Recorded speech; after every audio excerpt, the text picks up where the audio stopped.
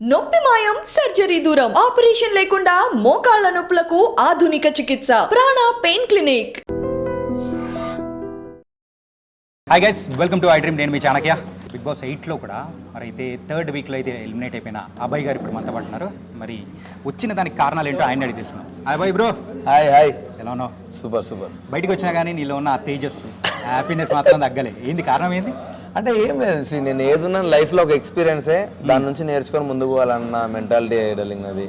So వచ్చినాం, బయటకు వచ్చినాం, వాట్ ఎవర్ జరిగింది ఏదో జరిగింది, ఏమవుతుంది దాని నుంచి ఏం నేర్చుకోవచ్చు అన్న ఒక మైండ్ సెట్తో వచ్చేసిన అంతే. తెలుగు బిగ్ బాస్ చరిత్రలో ఇప్పటి వరకు ఎవరికి రాని అనూహ్యమైన పరిణామం నీతో వచ్చింది. రెడ్ కార్డ్ అనేది ఎలా ఉంటుందో కూడా తెలియదు. లాస్ట్ టైం అయితే ఎల్లో కార్డ్ చూసినాం, కానీ నీ వల్ల రెడ్ కార్డ్ అనేది ప్రేక్షకులు అందరూ చూసినారు. ఆ రెడ్ కార్డ్ చూడగానే నీకేమనిపించింది? అంటే రెడ్ కార్డ్ అనేది జనరల్లీ చాలా డేంజర్ కదా. రెడ్ అంటే అది ఏదో ఫిజికల్ డ్యామేజ్కో, ఫిజికల్ వైలెన్స్కో, అమ్మాయిలతో అసభ్యంగా బిహేవ్ చేసినందుకో, ఇట్లాంటి వాటికి ఇచ్చుంటే ఇంకా పెద్ద ఇంపాక్ట్ ఎక్కువ ఉండేదని అనిపించింది.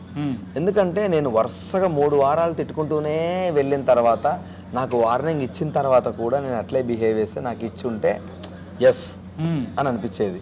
కానీ నాకు వార్నింగ్ రాలే అన్న బాధ ఉంది కదా, దానివల్ల మరీ రెడ్ కార్డ్ ఇచ్చేంత ఏం చేసినా అని నాకు అదొక్కటి కొంచెం డిసప్పాయింట్ అయినా.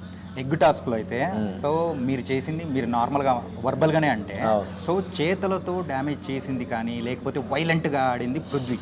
అందరూ అన్నారు చూసిన తర్వాత మీకు ఎట్లా నూకిరు తెలుసా బ్రో, ఒక్కొక్కరిని ఆడోళ్ళనే నూకేస్తున్నారు ఇట్లా మొత్తం. ఏది మన బియ్యం సంచులు ఇసిరేస్తున్నారు. అవి ఎవరికి ఎందుకు కనవల్లే నాకు అర్థమవుతలేదు. ఈవెన్ నిఖిల్ కూడా అట్లే ఆడాడు కదా. నిఖిల్ నూకేస్తే నిఖిల్ గాని పిలిచి దగ్గర పిలిచి, నీకేమైందిరా, అందరినీ నువ్వే తిడతావు కదరా, నువ్వెందుకు కంట్రోల్ తప్పుతున్నారా అని కూడా మీద చేసి మరీ మాట్లాడాను నిఖిల్తో. ఎందుకనంటే లేదు మమ్మ నాకు అని మళ్ళీ నార్మల్గా ఆడడం స్టార్ట్ చేసిండు.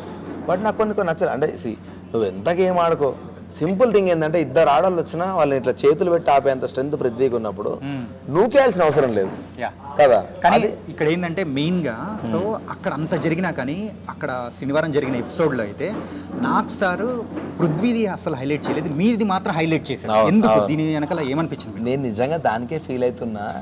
నాకు వార్నింగ్ బెల్ ఇవ్వకుండా, నేను చేస్తుంది మిస్టేక్ రా అని నాకు చెప్పకుండా, నేనైతే పెద్ద మేధావిని అయితే కాదు కదా, నేను తప్పు చేస్తున్నాను తెలవడానికి.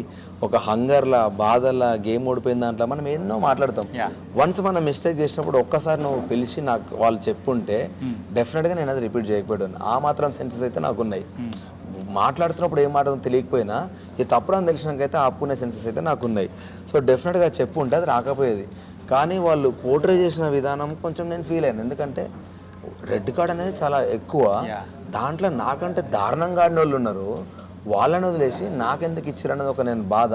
కానీ హ్యాపీయెస్ట్ థింగ్ ఏంటంటే, నా గురించి ప్రేరణ, యష్మి ఇద్దరు లేచి నిలబడి మాట్లాడినారు. వాడు అంత డేంజర్గా ఏం చేయలేదు. నాకు అది చాలా బాగా అనిపించింది. అంటే ఏంటంటే, సో లోపల ఉన్నప్పుడు వీళ్ళు నా వాళ్ళు రా అని అనుకున్న వాళ్ళు బయటకు వచ్చేటప్పటికి అరే ఏంట్రా ఇది అని అనిపించిన సందర్భంలో ఉన్న కంటెస్టెంట్స్ ఎవరు? నిజంగా వీళ్ళు నా వాళ్ళు అనుకున్న తర్వాత వీళ్ళు ఇట్లా మాట్లాడుతుర్లేదురా అని ఫీల్ అయింది మా 3 ఫ్రెండ్సే, నిఖిల్, పృథ్వీ, సోనియా అనే. గేమ్లో ఒక రకంగా ఉంటారు, గేమ్ బయట కూడా. అందుకు 2 రోజులు వాళ్ళతో మాట్లాడలే కూడా నేను. 2 డేస్ ఎగ్ టాస్క్లో వాళ్ళతో మాట్లాడకపోతే నిఖిల్ గారికి అర్థమైంది. వచ్చిన పర్సనల్గా అడిగింది, ఏమైందిరా అంటే, నేను ఫీల్ అయినారా, మీరు ముందు వారం అంతా నీతులు చెప్పి ఇప్పుడు మీరే వైలెన్స్ ఆడుతూ ఉంటే నా దోస్తులుగా నాకు నచ్చట్లేదురా అది. అందుకే నేను మీ దగ్గరకు వచ్చి ఫేక్గా నవ్వలేక నేను నా రూమ్లోకి వెళ్ళి బయటకు రాలేదురా, ఇన్ని రోజులలో రూమ్లో నేను అంతసేపు ఎప్పుడు ఉండలేదురా అని చెప్పిన. ఆ తర్వాత ప్రేరణ, యష్మి ఎంత కన్సర్న్ చూపించినా నేను అది రియలైజ్ అయినా. బట్ ఎక్కువ వాళ్ళతో ఉండలేకపోయినా, టైం స్పెండ్ చేయలేకపోయినా. Seriously miss them. వాళ్ళిద్దరు అబ్బా స్వీట్ హార్ట్స్ వాళ్ళిద్దరు మాత్రం. అండ్ ఇంకోటి ఏంటంటే, సెల్ఫ్ నామినేటెడ్ అనేది మీరు అయ్యారు. అవును. సో అది తప్పు చేశానని మీకు ఎప్పుడైనా అనిపించింది? నిజంగా అనిపించలేదు. నేను మనస్ఫూర్తిగా మా నాన్న వాచ్ వాడు నాకు గిఫ్ట్ ఇచ్చినందుకు వాడికి ఏదో రకంగా నేను రిటర్న్ చేయాలరా, రీపే చేయాలరా అని అనిపించినప్పుడు నాకు దొరికిన అదొక ఆపర్చునిటీ లాగా చూస్ చేసుకున్నా. కానీ నేను అది చెప్తే ఏమైపోతుందంటే, ఆల్రెడీ అప్పటికే చెప్పిన హౌస్లో ఆదిత్య అన్న తిట్టిండు, నువ్వు అంత పెద్ద డేర్ ఎందుకు తీసుకున్నావు అంటే, అన్న నా రీజన్ ఇదన్నా, నాకు అంతకుమించి ఏం ఆలోచించలే, నాకు డాడీ కంటే ఎవరు ఎక్కువ కాదు. సోనియా అడిగింది, సోనియా కూడా ఇదే మాట చెప్పి, ప్లీజ్ నిఖిల్తో మాత్రం నేను ఎందుకు నామినేట్ చేసుకున్నాను, నాతో వానితో అనుకో అని చెప్పిన. అందుకనే వాడు ఎన్నిసార్లు అరే సెల్ఫ్ నామినేట్ చీప్ అని నా మీద జోకులు వేసినా కూడా ఎప్పుడు నేను అది కన్వే చేయలే వాడికి. ఎందుకంటే నాకు వాడు చెప్పడం నచ్చలేదు. సో నాకు మాత్రం మనస్ఫూర్తిగా దాని మీద రిగ్రెటే లేదు, అస్సలు లేదు.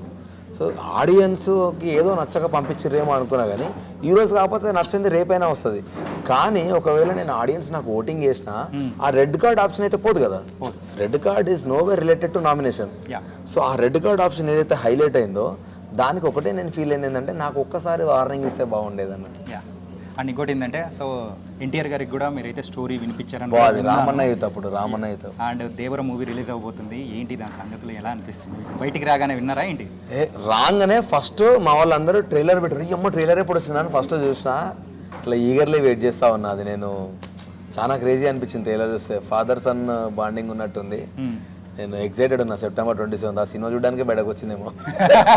నిజంగా. అండ్ వైల్డ్ కార్డ్ ఎంట్రీగా కూడా మీరు వెళ్తే బాగుంటుందని చెప్పేసి ప్రేక్షకులు అందరూ కూడా అనుకుంటున్నారు, వెళ్ళాలని కూడా. నిజంగా హానెస్ట్గా మీరు అనుకుంటే బరాబర్ వెళ్తా. ఏవైతే నేను ఆడలేకపోయినా లేకపోతే నేను ఇట్లా చేసినాను అన్నారో అవి రిపీట్ కావు. ఫినాలే దాకా బయటకు రాను, ఇదైతే నా గ్యారంటీ. ఆల్ ద బెస్ట్ అన్న. Thank you bro, thank you so much, thank you. So guys అదనమాట మరి అభయ్ గారి ఇంటర్వ్యూ. మరో ఇంటర్వ్యూతో మళ్ళీ వెళ్తాం. అంతకు take care. This is your channel.